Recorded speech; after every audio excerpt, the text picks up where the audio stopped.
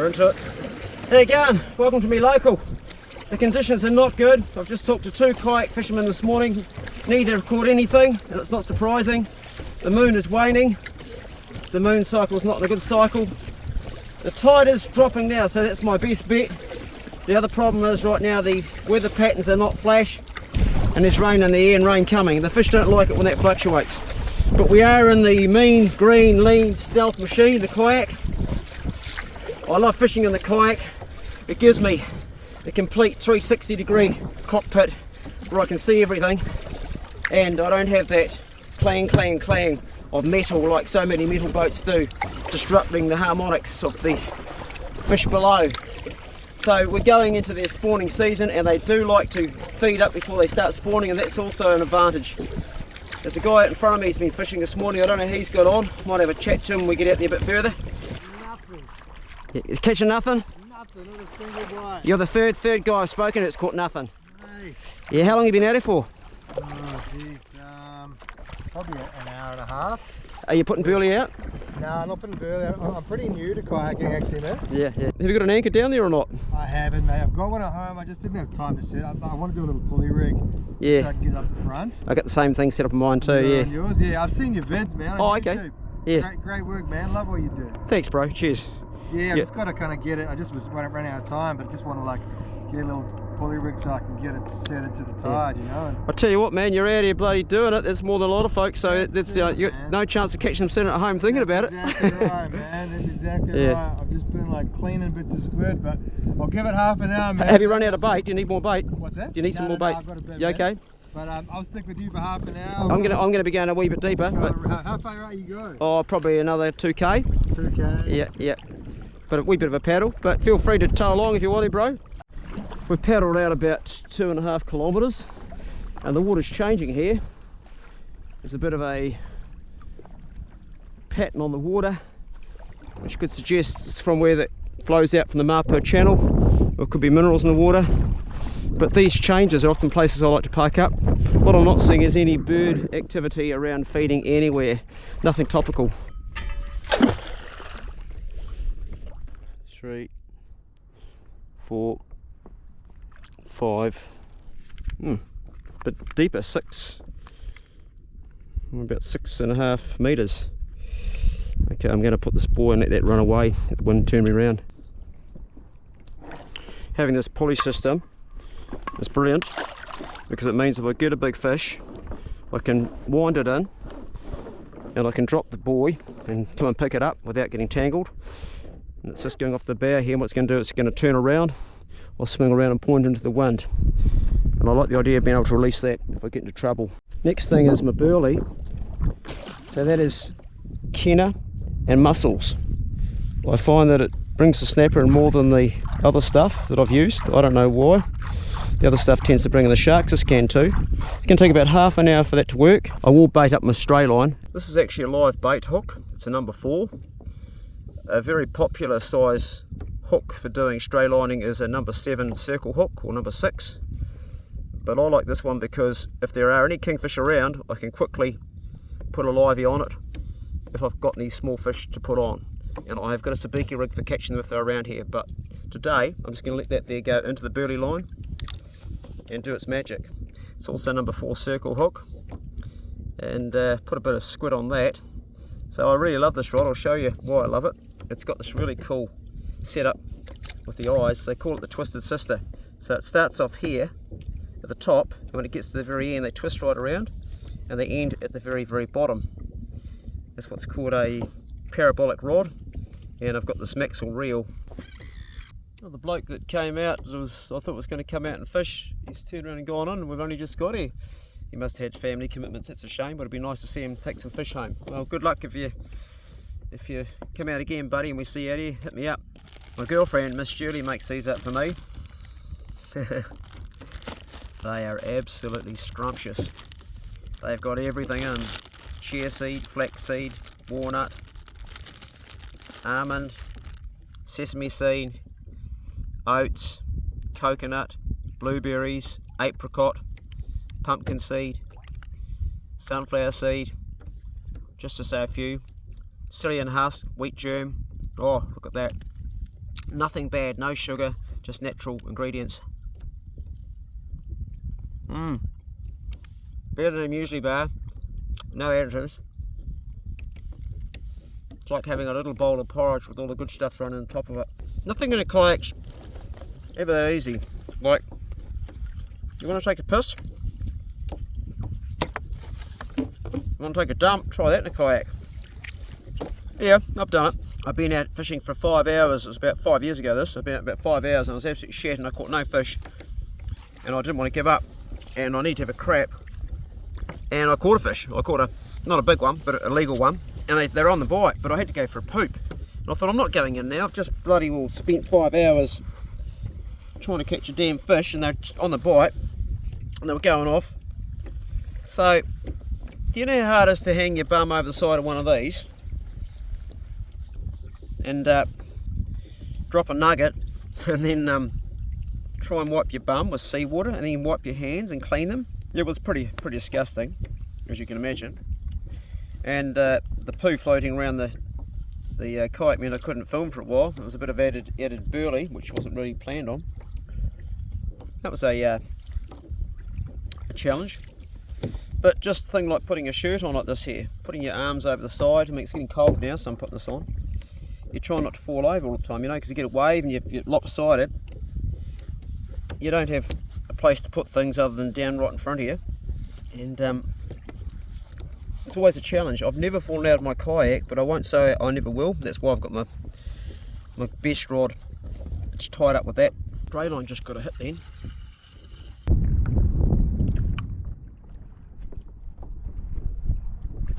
Oh, there's a bite there. Not a big bite though.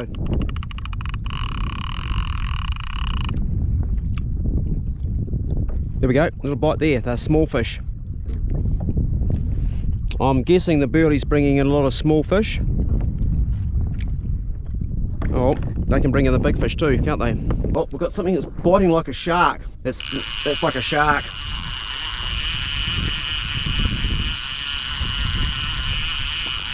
We'll get that in. It's not like a snapper.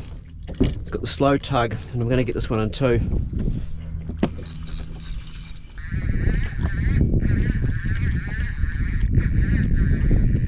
Oh, maybe not so small.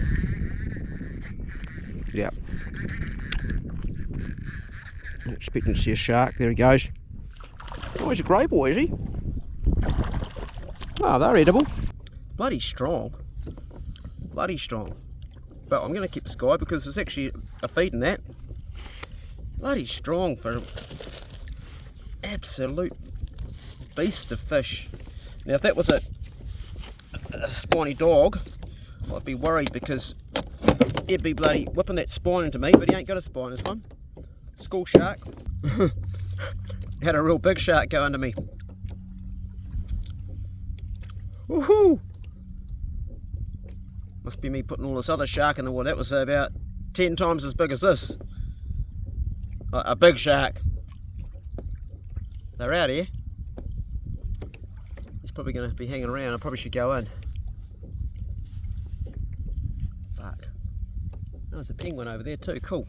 There he goes. There's a feed in that. There's actually quite a bit of feed in that. That's what's in the fish and chip shops in New Zealand here. It's good tucker. Good chomp and chew. Nothing wrong with a bit of that.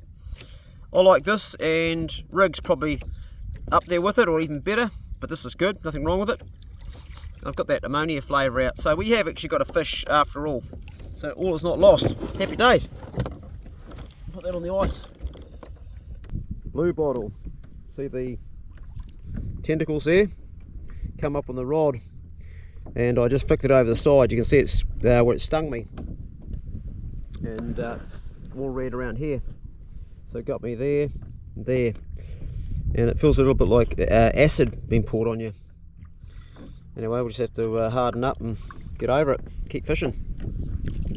I didn't know there was any blue bottles out here until that one there came up on the line. Bugger. Another shark on this line here, I think.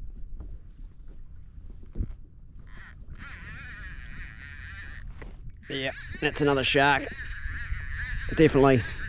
Hopefully another grey boy, not a bloody spiny dogfish. Came up pretty fast. Yeah, another shark. Oh, Oh mate, go to town, why don't you? If that was a spiny dogfish, I wouldn't be doing this, I can tell you. How much are we going to get out of you if we flesh out? There's a bit in that trunk there. Sure as hell if I put you there I'm just going to catch you again, because you guys have got the brain size of a matchstick. How much is in that? There's one fillet there. We'll feed 2 people. Yeah. You can get bigger though and feed a lot more, so fuck it. Put it back. Right.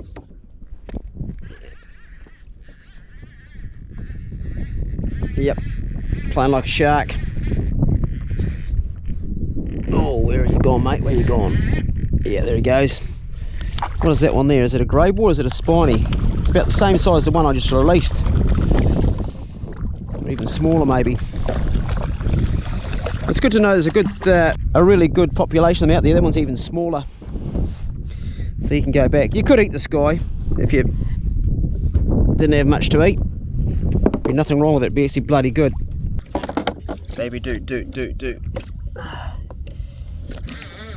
At least the shark like this here doesn't have those bloody spines. The other ones have these in the back of them here. The spiny dogs have them there, and they are a bastard.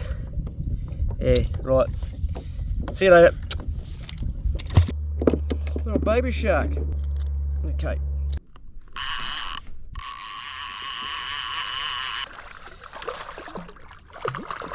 There's about a 1% chance we're going to get that out without. No, that ain't coming out. Off with his head.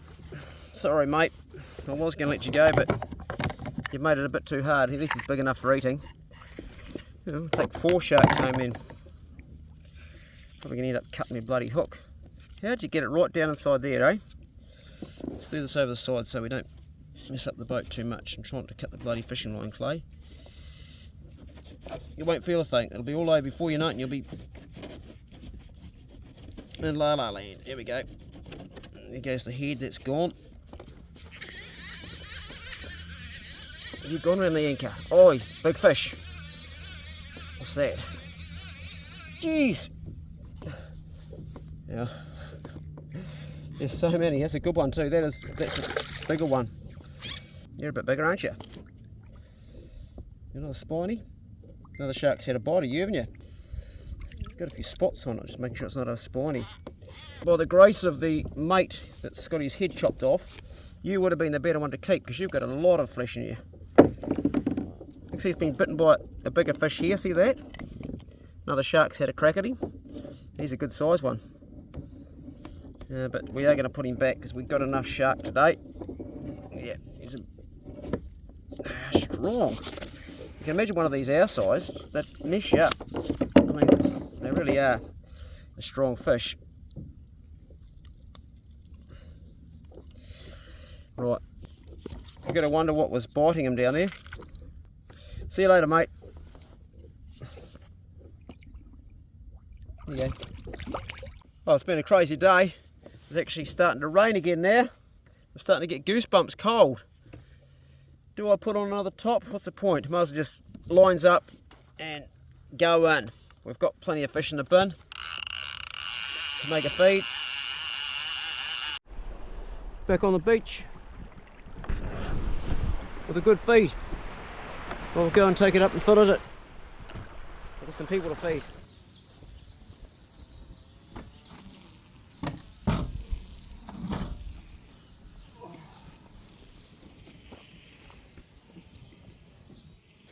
Welcome to my log cabin. I want to show you a steak knife that was given to me. When I say steak knife, it's a knife that's designed for actually cutting steaks. It's got the little bloodletting grooves down the side, but it's also a really good knife for processing sharks because of the nature of their tough skin and the way you skin them. I haven't used this knife for many years. I pulled it out and I wanted to also test my new knife sharpener on it. I'll show you how sharp it isn't.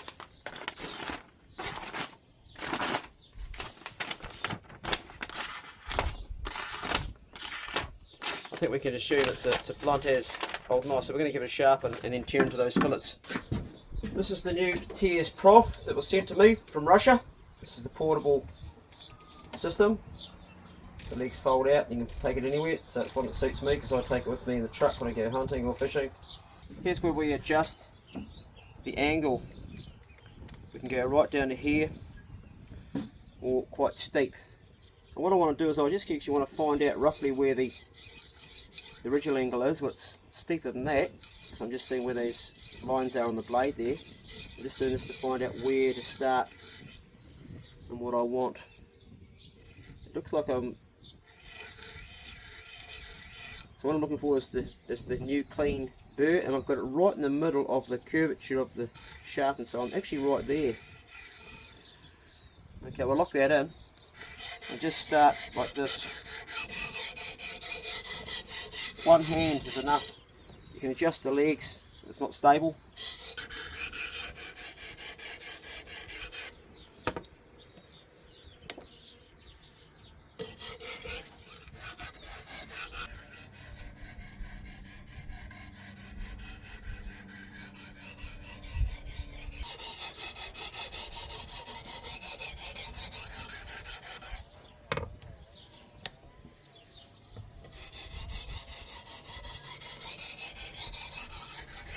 Been going for about 10 minutes. We'll see if there's any change in the paper on here. We'll just hold it lightly there and give it a wee.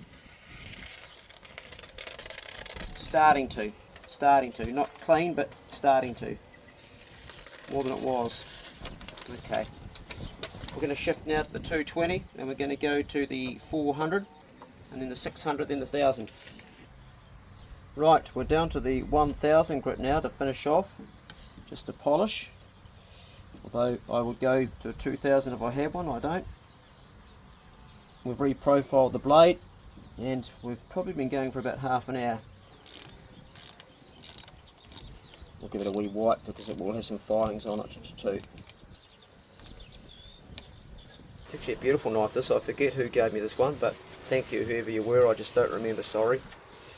It's a long time ago this knife was given to me. Right, let's try this piece of paper. This piece of paper is mildly wet. Right, hey, how are we going to be on this? That's beautiful. Absolutely beautiful. That's probably as sharp as I could get it compared to what it was. It feels razor sharp. So from now on, all I'll do is I'll use a piece of leather to strop it now that I've reprofiled the edge, and I'll get quite a lot out of it before I need to go on the knife sharpener again. If you want one of these knife sharpeners, then I'll put a wee thing in the comment section where you can get a discount code to get a discount off it using my name, and I'll get a wee... There's nothing I can think of that will blunt in your knife faster than a bit of rough old shark skin. It's like sandpaper. It's brutal on your knife. So I'm kind of happy we've got a sharp knife. These are only small sharks, and I could have kept some bigger ones, but I actually prefer the smaller ones because they have less microplastics in them, less mercury, and they are plentiful in the ocean. They are sustainable to catch.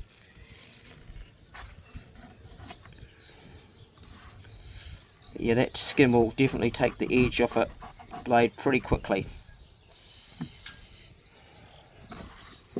A lot easier to do this job when you've got the head still on, but I like to get the guts and the gills and the fish trunked as quickly as I can, just to lessen that amount of mercury that's in them.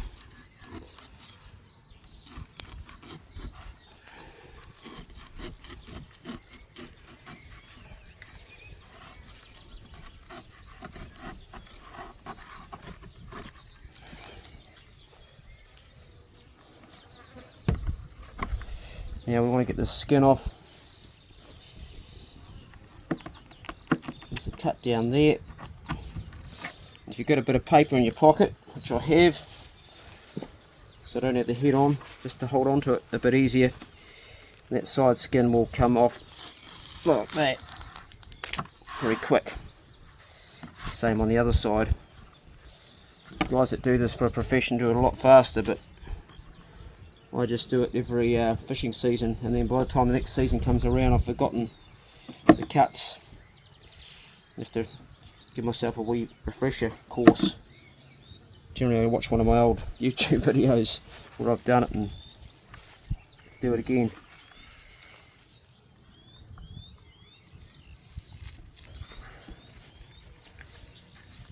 If you've left the head on, it's a lot easier.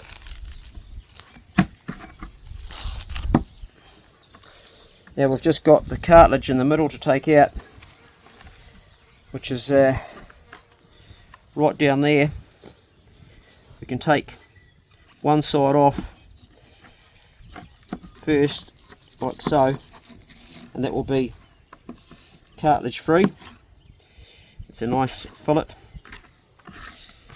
And then we've got our cut on the inside here where that is.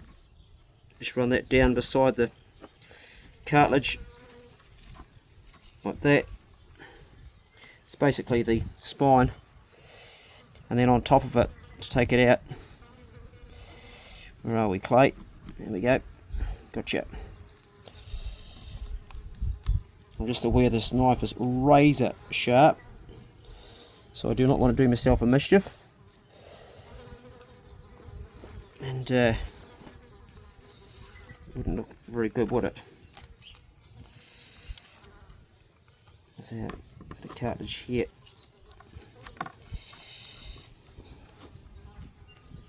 It's the spine gone. And these two beautiful fillets are going to make lovely for like battered fish and chips. Here they go, not a bone in sight. Right, that's my fish done, and all the leftover stuff, this goes into my garden, and I'm going to put it in the compost first, and then it'll break down and it'll go in the garden. Really good for feeding veggies. Anyway, tight lines this season. If you're in Tasman Bay, come up and say g'day to us. And if you haven't got a kayak and you're one of my patrons, don't worry about it. Join me and I'll take you out for a mission. I've got a spare one there for patrons. And be good. Can't be good. Be careful. We'll see you later.